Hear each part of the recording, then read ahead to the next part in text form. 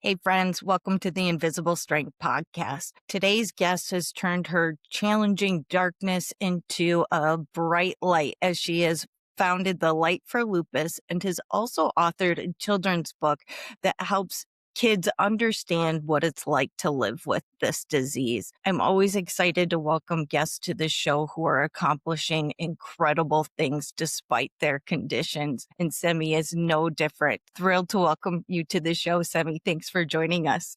Thanks for having me. Of course. And if you're new here, I'm Karin Wagner, and I'm joined by my magnetic co-host, Chris Burton. Chris, glad to have you here today. It's a joy to be here with you, Karen, for sure. Likewise. Smee, can you take us back to the moment when everything changed? What did your diagnosis feel like? What was that process? Yeah. Well, when I was diagnosed, it felt like I had the flu almost. I was dealing with a lot of chest pains. I felt like I ran a marathon and just couldn't catch my breath.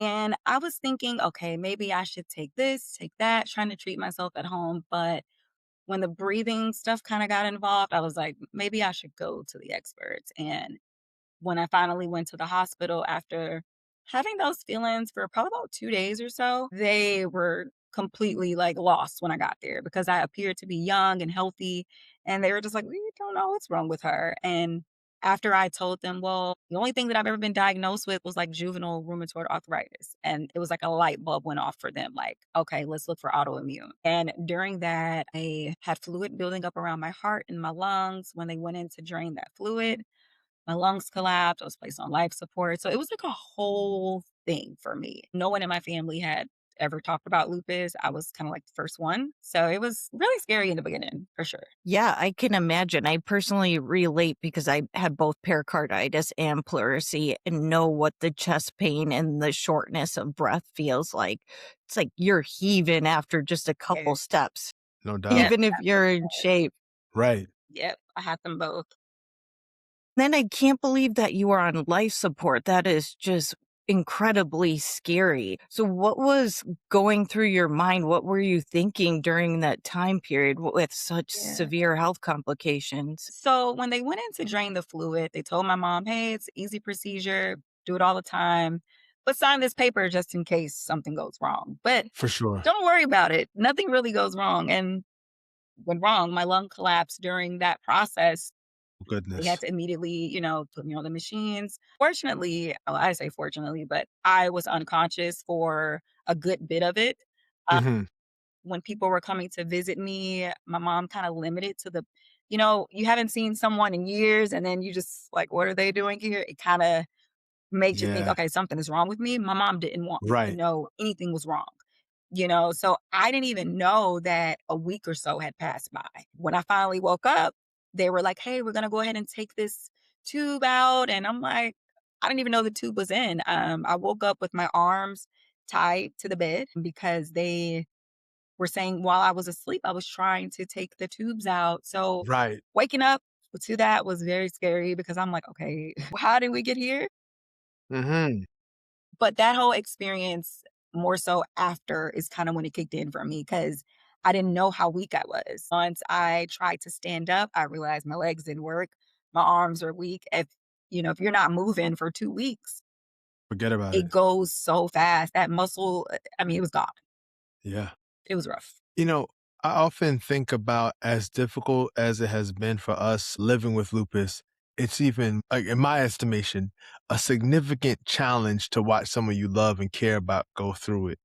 How have you and your mom processed what you've gone through? Or is it something that, like, over time she was able to speak about and be like, this happened, that happened, the third? Or was it something that was just so painful she didn't really want to speak about My mom kept a very strong poker face. My mom, my it? Hmm. aunts, my father, all of them. So quite naturally, I thought, oh, I got to be strong too. I can't Right. let them see me hurting. I don't want them to see how much pain I'm in. I don't want them to see that I'm scared. So I pushed through, even though mentally I was battling so much at that time.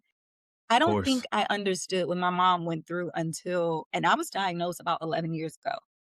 I didn't find out how my mom really felt until last October. I lost my father to stage 4 colon cancer, and my mom was just Sorry. like seeing him on the machine. She's like, "I feel like I'm back here with you again."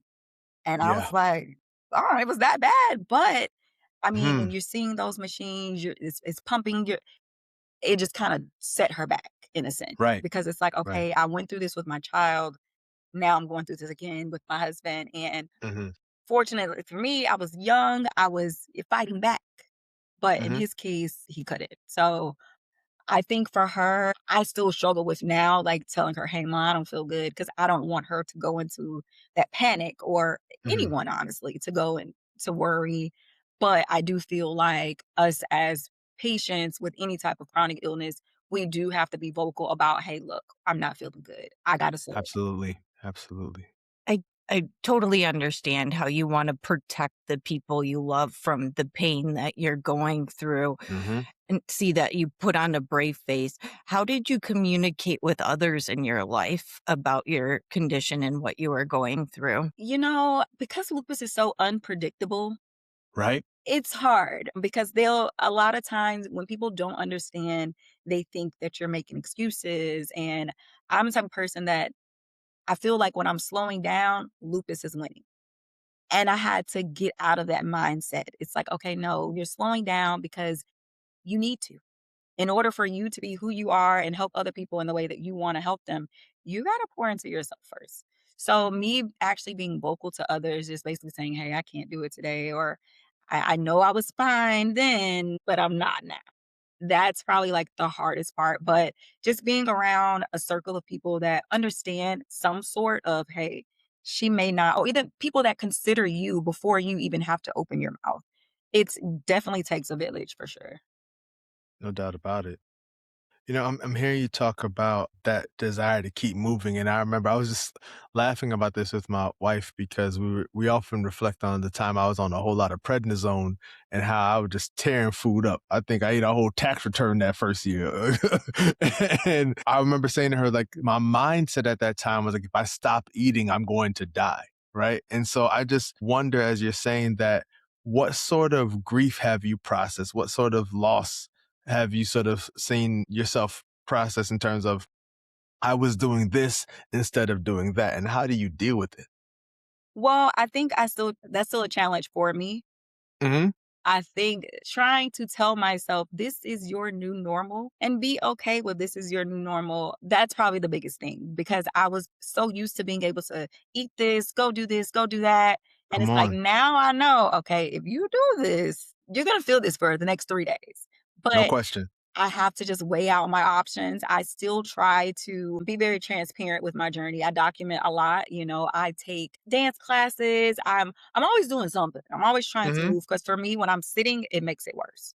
Yeah. I get stiff, I'm hurting, and when other people see me like I went zip lining last year, like I'm always trying to do something. Mhm. And I don't know if that is to just tell myself, like, you got this, keep going, or if it's No to doubt. inspire others to see, like, hey, look, I was once where you were. I was on an oxygen machine. I was pushing a walker. I was, Right. with the tubes. I don't look like what I've been through at all. Come on. So I try to give other people that grace in a sense, Mhm. like, hey, look, I know it's rough now, but you got to keep going. Have to. So I think that's my biggest motivation is I don't want to ever go back to where I was. For real. But I don't have control over it, but the things that I can control, I try to control them. I hear that for sure. Yeah. Appreciate that. So many of us are go-getters, type A personality. You talk about having to accept your new normal. I can't do all the things that I wanted to do before. I'm going to keep trying new things, but you may not always be able to do it given your new normal. How did you build up or keep your self-worth through that process? Just trying to understand that it's okay to take a break. It's okay to stop. It's okay. For me, like you said, taking prednisone, I went through so many changes. I didn't even recognize how I looked. I went to the hospital. I was always fairly small. I'm 4'11". I was always like 95, 98 pounds. I left the hospital 120 pounds.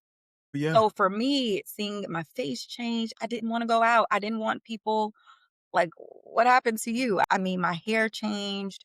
It started coming out and from the medications. It was just a lot. So I had to go through an acceptance point first. Like, okay, look, I'm not a size 2 anymore. I got a little more meat on my bones. Or hey, My hair is not the same. Let's cut it off. Like I'm always trying to tackle it before. So, for example, with my hair, I noticed it was coming out. I was like, let's go ahead and cut this hair off. Let's bleach it blonde. But everyone saw it as like a power move. Like, oh, she's being different. No, I'm actually just losing my hair. You just don't know what I'm going through. But I try to jump ahead of it before it actually takes me first because I am one of those people that lives in their head and start thinking about this, I'm thinking about that, and it just goes downhill from there. I will say with this journey, it has been very heavy mentally, a lot, because I don't like to be the one that complains. I don't like people that's like, oh, she's always sick or she's something's wrong again. I don't like being that person. Hmm. But I had to be okay with being that person. People are either going to understand it or they aren't. So I still experience the grief from not having my old self. And like I said, that unpredictable, those are the challenges that I really deal with daily. Like literally Saturday, I was out with family. They're going to prom. I'm having a great day. And soon as I hopped in the car, my face started swelling. My lips looked as Hmm. if someone had punched me in the mouth and they were like 3 sizes big. I'm having an allergic reaction to myself. My body's attacking myself. How do you explain it to someone? But they can physically see that. So they're like, oh, Hmm. she's having something's going on. She may not be feeling well. But when I'm telling you I can't breathe or my joints are burning on the inside, you can't see that. So me trying to constantly prove that to someone got exhausting. So I was just like, I don't care. If I can't make it, I just can't make it. Yeah. That's such a real thing because it comes off and seems like flaky, right? If we're supposed to hang out at 7 p.m., I'm calling you 6 o'clock. Like they don't know I've been trying to gear myself up, get myself right. But how do you draw that line between trying to prove to people and also trying to educate people about what's going on with you with this invisible illness and also having that sense of like, I can't live my entire life just trying to like teach you or prove to you that I'm not just like flaking out on this. I'm not just, Yeah. even though I look fine, I'm not fine. I deal with that on both ends. I deal with it trying to tell people, hey, I'm not good today. And honestly, because I don't voice when I'm not feeling well that much, when I do say, hey, I'm not feeling good, they're like, oh, she's probably not really feeling good. But the other Yeah. side of it is my advocacy side. I'm always pushing awareness. Like, I get home infusions now. I get so many things that I'm pushing out to the audience, like, hey, look, these options are available for you that doctors aren't going to tell you about. But you have to do the research, you have to ask the right questions. But then I also have those people on the outside that's like, why are you posting this? Why are you posting that? When I am out having a good time, having a drink, or doing whatever I want to do, I'm more than my diagnosis. I am more than Hmm. lupus. Yeah. I am still a regular person that likes to hang out with friends and family but sometimes it's like people see that advocacy side and they're just like, she does everything perfect and she's this, and it's like, no, I live just like you. And I feel like that's why I have people that will gravitate towards me because I am honest about it. I am transparent. Hey, I went out last night and I had a drink and now I'm paying for it today, but a Yeah. great time. But trying to find that balance, even on that end, is difficult as well, too. So real. I do want to get into your advocacy, but you did touch on something I want to highlight is that we go through this process of grieving our old selves. But you mentioned even though you're still out there doing awesome things, you have those moments of grief of missing your old self. When those feelings start to creep up, what are your go-to strategies to work through that? I struggle with that too because I'm always telling myself someone else is going through it way worse than I am. And when I do that, in a sense, I'm kind of downplaying my own emotions and what I'm going through as if, oh, it's not that bad, when actually it really is. But because I look at it like I have friends that are same age as me, I'm 33, they have had knee replacement, hip replacements, they're in wheelchairs. And I'm like, you want to complain because your knee's hurting today? This person can't even walk. So it's like I Right. try to push and I'm like, okay, but pushing can make it worse. So like I said, I still struggle with that. I'm always looking at, okay, well, someone else is going through something that's worse. But then I also have to validate my own feelings as well and say, look, but you're going through this. And this is something that's not normal for you. So, pace yourself, take your time. But I mean, it still does feel discouraging at times. My new normal, if I, go to a friend's house and stay overnight, my spend the night bag does not look how it used to before. Now I got to pack Right. Benadryl, prednisone, all kind of stuff Right. now. My bag is making so much noise when I leave the house. It's ridiculous. But I gotta have a heating pad. I gotta have my pillows and stuff. I don't even want to stay anywhere else outside of my own home. At the times when my breathing is off, I'm like, okay, I have my oxygen concentrator in there. Like, let me turn that loud thing on. I don't want to do that at someone else's house. Yeah. So, like I said, my old life didn't require all of that. This one does. So it's like I had to just choose my surroundings and just try to put myself around people who understood what I was going through. But that also was hard as well because for me, hanging around other people that chronic illnesses and losing them along the way was rough on me because I was like, okay, is this next for me? Is this what I have to look forward to? And like I said, I am someone that deals with anxiety. I stay in my mental a lot. So befriending people that were like me was hard because they're looking at me like, oh, you look healthy, you're fine. But most of my issues are internal.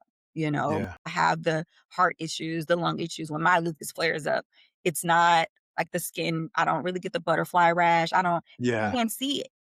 But with them, I can physically see their bodies literally just changing. So that's hard for me too, to even try to put myself around people that knows my struggles because they experiencing them. But I am also pretty hard on myself and I'll be hard on you too as well. So when I'm seeing you constantly say, "Oh, this hurts," or this, I'm okay, what are we doing to fix this? Like, Mhm. did we change our diet? Did we change this? Did we try that? If you are answering those questions to a yeah, well, I tried this but didn't work. You have any suggestions? If you're one of those people that want to just kind of sit in it, I'm probably not going to be the great friend for you. I will try to navigate away because I don't want to pull myself down with that Mhm. type of energy because it's easy to happen. You guys can have that sulking party together. It's like, okay, we can have it for a moment, but let's pull ourselves out of it. Let's, you know, No try to look doubt. at the other end of things. No doubt.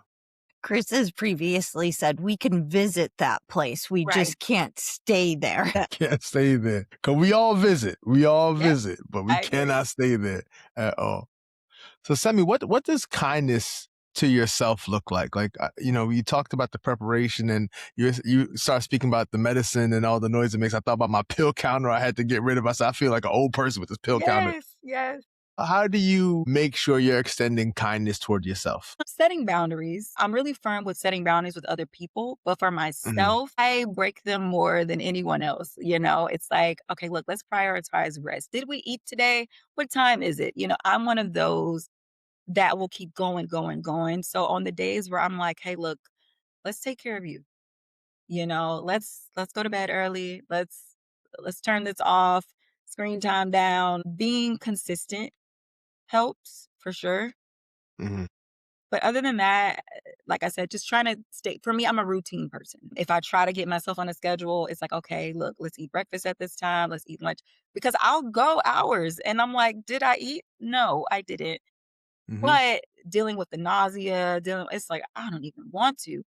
But okay, what are some substitutions? Can we make a smoothie this week? Can we, just trying different options, but just giving myself that space to have those down moments and not constantly pushing myself to go, go, go. It gives you a little peace of mind when you have some control with these unpredictable diseases. And you've done a great job of touching on how you've adapted with this condition. And what other ways have you had to adapt to effectively live well or better with lupus? Well, advocating for what I wanted to put in my body and what I didn't want, I realized that I needed to advocate for myself about, like I said, I've had lupus for about 11 years now. I realized that advocacy was important around, I'll say maybe about 9 years ago. I was seeing the doctors as I was supposed to, taking all the stuff. At one point, I was taking like 15 pills in a day. And then one day I asked my doctor at that time, what do you feel about me trying natural stuff? What about some vitamins? What about doing this, cutting out that? And when he told me, I get paid to prescribe you. I don't get paid to research all the other stuff that you see on WebMD and all whatever else. I get paid to Hmm. prescribe whatever it was at the time I was Yeah. taking. Yeah. And I knew then, okay, You're getting paid to, like you said, to prescribe. You're not getting paid to treat me per se or cure me. Mm-hmm. So that's when I started saying, okay, look, we got to make a change. We have to Mm-hmm. do something different. So I started saying, hey, I don't want to take this. I don't want, after 1 year, well, not even 1 year, after several years of taking certain medications, I was just like, what is this doing? Why am I constantly taking this? I'm still having flare ups. I'm still having days where I can't do anything. And some days are way worse than what they were in the beginning. So, what is this medication actually doing for me? Now, I'm not the one to say, don't take your meds. Don't That's not what I'm encouraging, but I am saying do your research, look at those side effects, look at what happens in the long run. At one point, I was taking heavy steroids. I want to say I was on like 60 milligrams at one point, Mm-hmm. dropped down Mm-hmm. to about 40, 20 kind of was my little safe zone, but I'm getting tested. Do I have osteoporosis? Do I have this? And they're like, Right. well, your bone density looks like crap. Like, why? But you're taking all these things that are deteriorating your body. So I'm like, okay, Mm-hmm. look, as of right now, I am only on about 2 medications. I get a infusion once a month, and then when I have to do the prednisone, I know when I need my prednisone. I don't need you to tell me, "We're gonna take this every day or we're gonna taper." No. So I had to learn how my body reacted to certain things, what it was doing to me.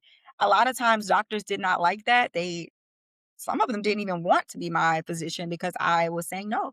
No, I'm not taking this." As of right now, I got labs done about a month ago. Everything was green. And they still were like, "Well, let's just try to go back to this just in case." We're not gonna go back to it because I Yeah. went from everything in the red. My charts looked like a Christmas tree, how it was lit up. Mm. Mm. As of right now, I am not perfect by far. I still have days, like I said, I had a flare up last week where I literally couldn't move. I said, okay, let me go ahead and start tapering on this prednisone. Let me get a little bit in my system to get it going. But I don't want to do this daily. And I think because you see a doctor, they have this white coat on, they went to school, and they're telling you do this, do that. A lot of us will quite naturally just do it. But once I heard that sentence, I don't get paid to do that. I get paid to prescribe you. It changed a lot for me, and that's when my journey started saying, "Mm-mm, I gotta figure out another way." So you've kind of alluded to the lifestyle changes that have allowed you to, I love that image of the labs going from looking like a Christmas tree to seeing green. It's like such a gift to see green on your lab report. What are some of those lifestyle changes that have helped you on your journey? Understand that, like, this is what's helped you. It might not be universal, but Mhm. it has made an impact in your life. Well, I had to find what worked for me. So, for example, I was like, "Okay, let's try the diet change." I knew I was not someone that could just go vegan. I'm not eating that. No. But for about a year, I did cut out eating meat and I went pescatarian. I started doing fish, a lot of salmon. I tried a colorful diet. Like, Hmm. let's get in these fruits and vegetables that I probably wouldn't have ate before. Yeah. I started doing that for quite some time and I wasn't on, and I felt great. I Hmm. literally felt great when I did that. It did not, like I said, it lasted about a year, but to this day, I'm like, man, I should go back. But I'm Yeah. not a person that can stop cold turkey with everything. I have to gradually start introducing those changes. And like I said, with I know I probably won't sit here and eat an apple and an orange, but I will drink a smoothie. Hmm. So let's go ahead and start, but make them myself rather than buy the ones that's already, made. It's whatever. I did do that. I'm not a person that's gonna go to the gym. I paid a membership for 2 years straight and went maybe 8 times. But I enjoy going to dance class. So I started doing that. That keeps me moving, that keeps me going. Even on the days where I'm like, "Ugh, I hate to cancel," but I'll still try, but I know like, okay, we can't do this today, but I feel more comfortable in that setting because it's smaller, it's all of them in there. So it worked for me. So just finding those things that work, I tried at one point before I started dance classes was roller skating. I was getting out, moving around, like moving my body, just finding what works. It took a lot of trial and error.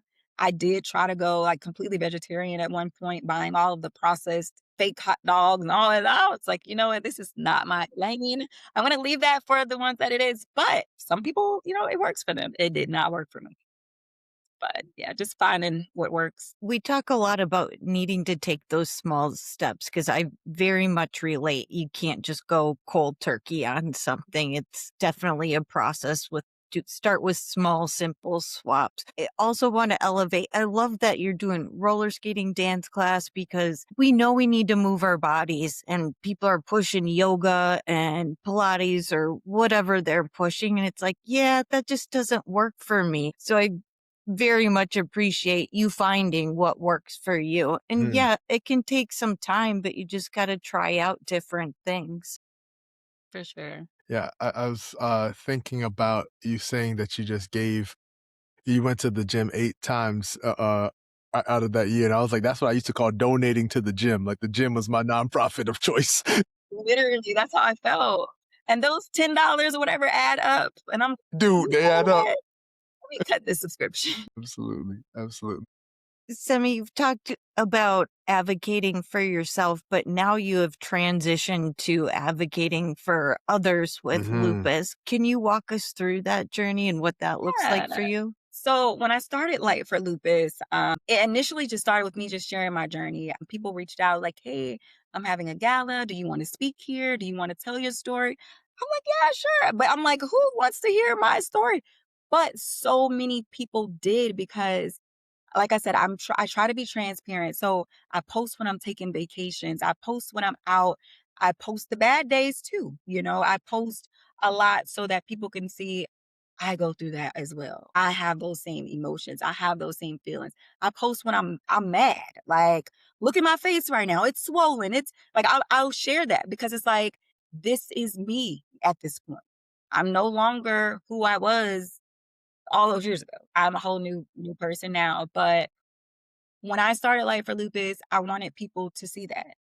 But then when I realized just going to my doctor's appointments, you can kind of hear the doctor in the other room and I'm hearing them using the language that they're talking. And a lot of the patients don't understand. They don't know what the doctor is really saying. They don't ask those questions like, can you break this down for me? Can you use terms that I use in my day to day life? Hmm. They don't do that. And a lot of times the doctors don't pick up on, hey, do they get what I'm saying? Or are they just going to take this paper home and go fill this prescription because I told them to do so? I started asking questions and then I started pushing people around me that didn't have chronic illnesses to ask questions to their doctors, ask for other options, things that they can do on their own, outside of that. But when I realized a lot of people didn't know how to talk to their physicians, I was like, yeah, let's help them with that. Let me try to be some sort of light where if you have questions, reach out to me or I can send you over like what I did in the beginning. I have really bad lupus fog. My memory is terrible. You asked me what I did last Friday and literally I went to the gas station the other day and someone was like, what side is your gas tank on? I was like, I don't know. And I go to the gas station like that's how bad it has gotten. Come on. So it's like I try to tell people like take notes, write down when things happen, because you're not going to remember what happened on a random Tuesday when your appointment is in 3 weeks. Trying to journal these things, show up for yourself. And my biggest thing that I push to people that are newly diagnosed or who've been diagnosed for a while to learn the difference between pain and discomfort. You know, you can tell like, oh, this is aching. It's your usual. But when something is not right, a lot of us struggle with when do we go to the hospital? When do we reach out for help? When do we know? I'm dealing with that right now. I'm having the chest pains. I have to sleep elevated, heart palpitations. I'm like, okay, but everything looked good with my labs. But Hmm. Hmm. pericarditis forming? Is this pleurisy forming? What's happening here? I don't know. But do I also want to go to the ER and sit for hours for them to tell me, oh, your EKG looks normal. I don't see any fluid. It's just inflammation.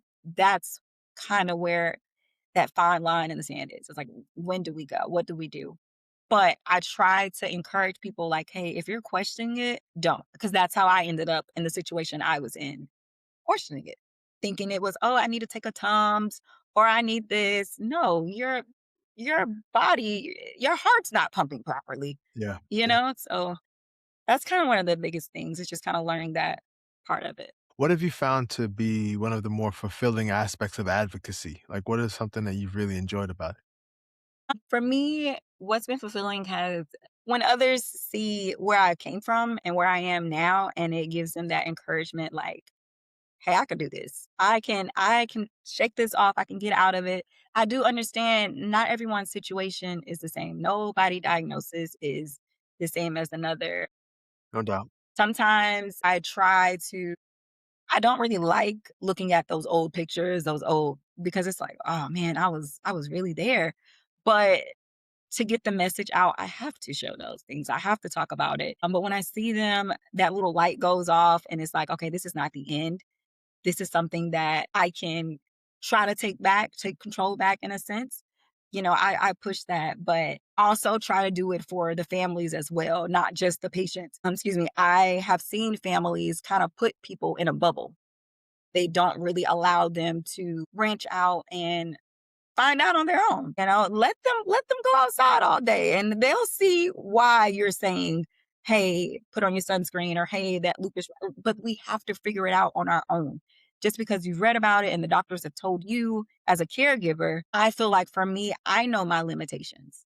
I don't want lupus to limit me, and then you're limiting me, and then everyone else is. So giving them that space to say, hey, look, stand up for yourself. That's what brings me like that fulfillment, that like closure. It's like, okay, I did what I needed to do. And I don't care if I just help one person. That's all I need to do.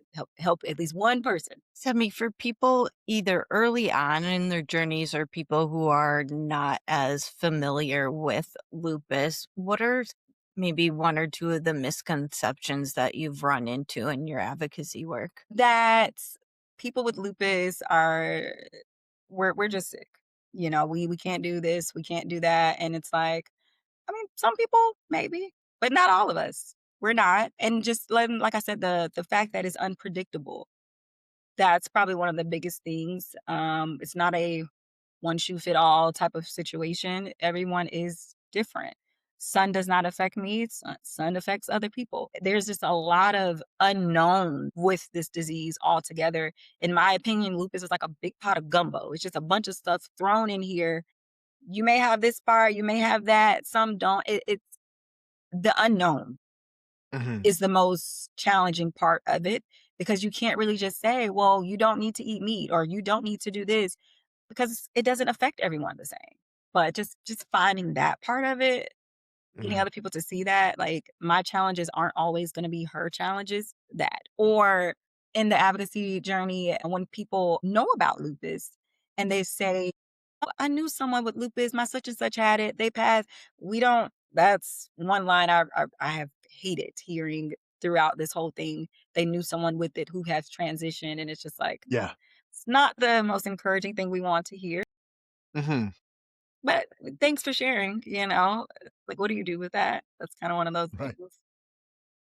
Yeah, for sure. With all the nuances and how this disease can manifest differently within different people, how did you put such a difficult concept into a children's book, and what inspired you to write a children's book?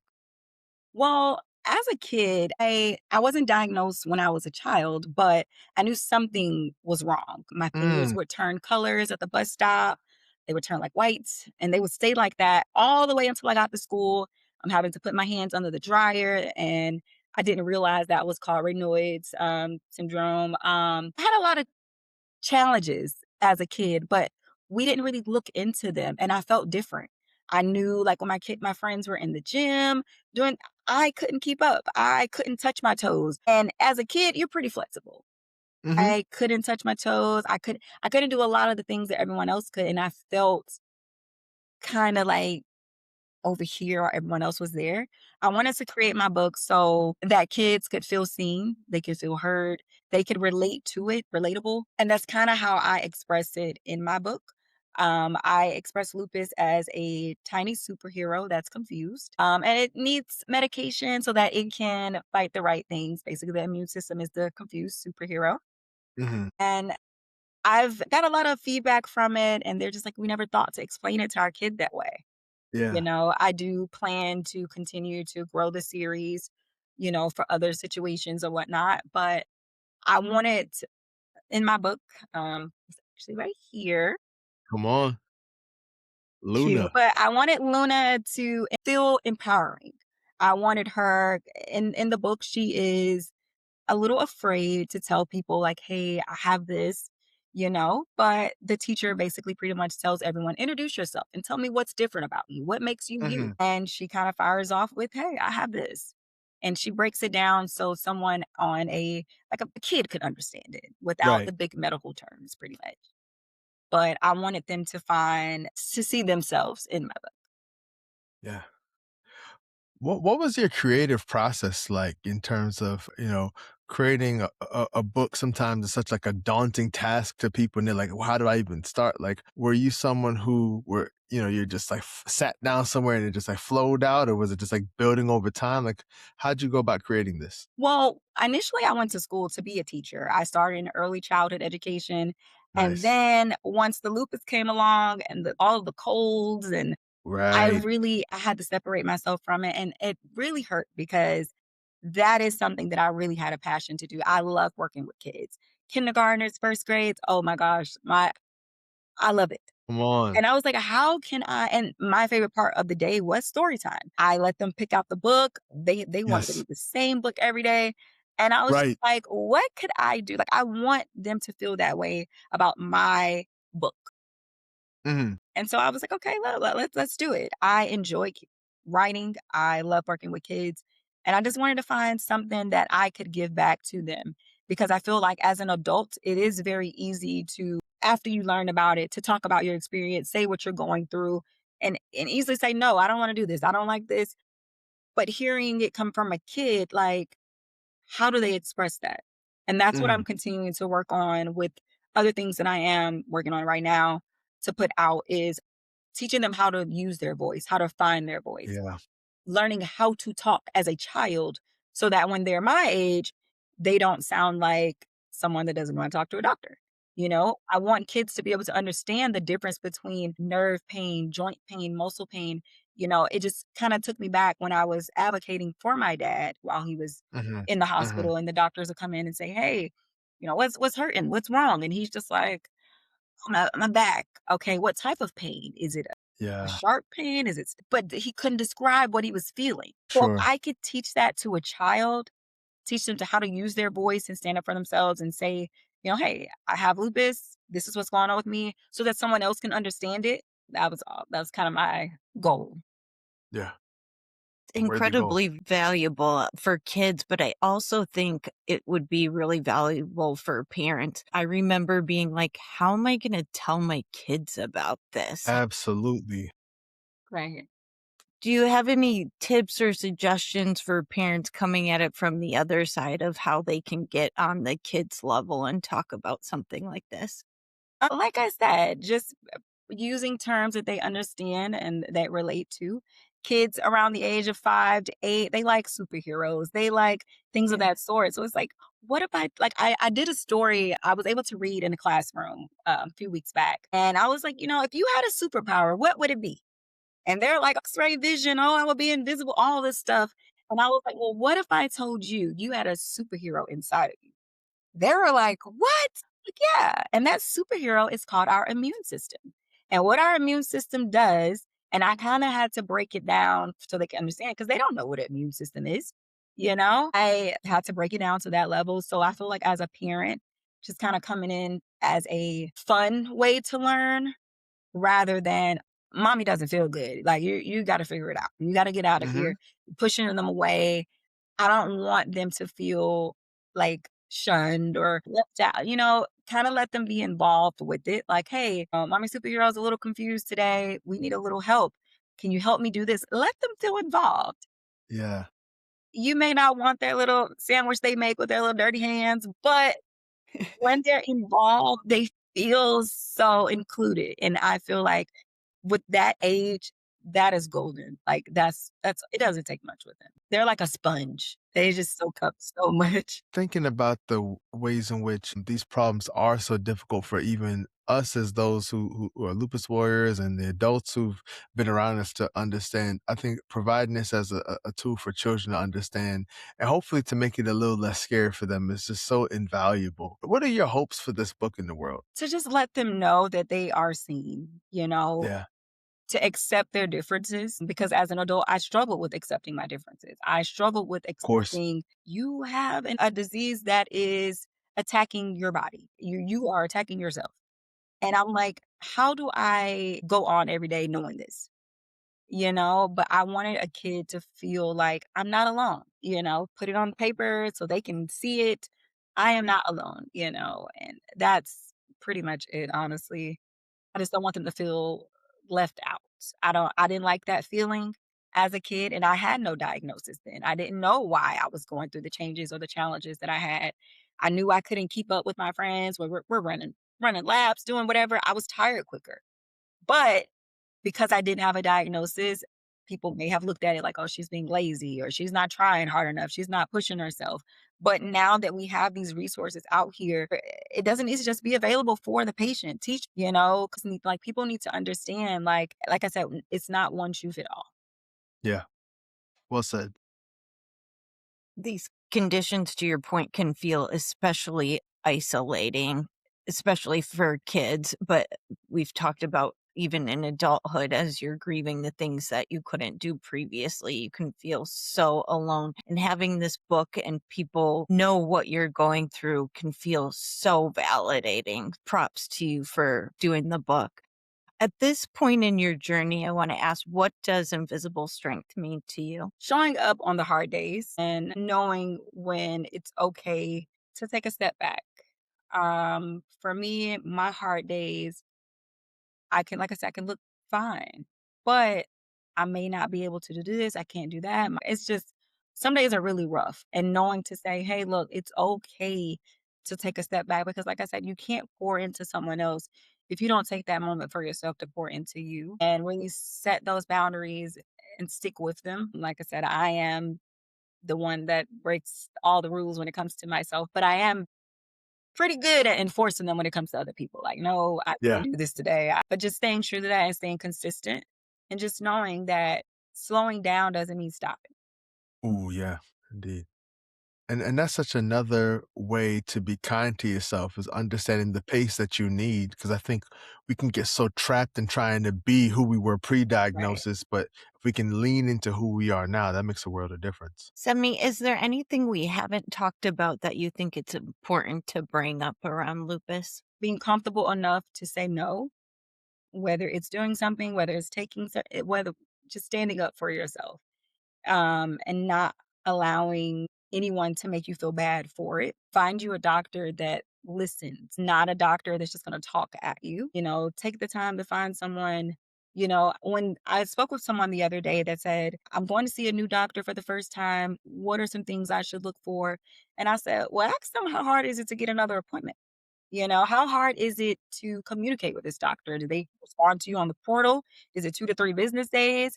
If you needed to get in, can you get in right away? Is it 3 months from now? Because if it is 3 months from now, I mean, it could be a good thing, like, oh, this is a great doctor. A lot of people see. But at the same time, it could be bad when you're like, hey, I'm not feeling great. And they're like, I'm sorry, but we don't have anything for X amount of weeks.